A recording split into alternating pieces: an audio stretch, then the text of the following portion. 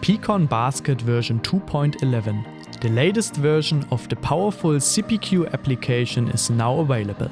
In this video, we would like to give you a brief overview over the latest features.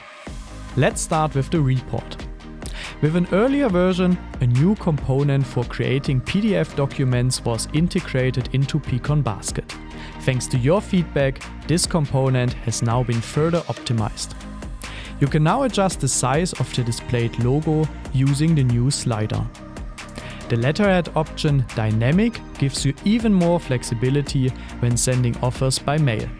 This moves the information in the upper area closer together and allows you to display all the necessary information on the first page.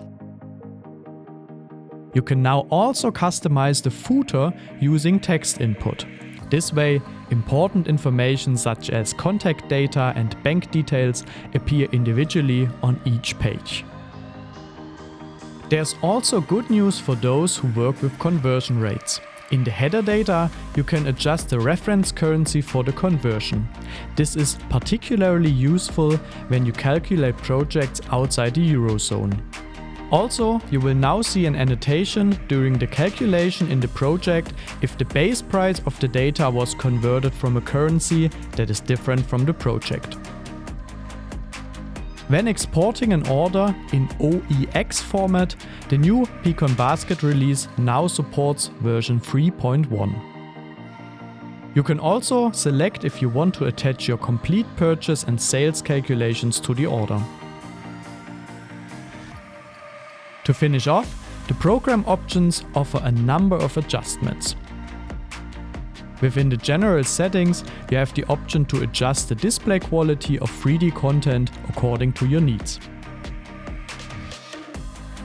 Especially the setting Low is intended for server environments that do not provide dedicated graphics support.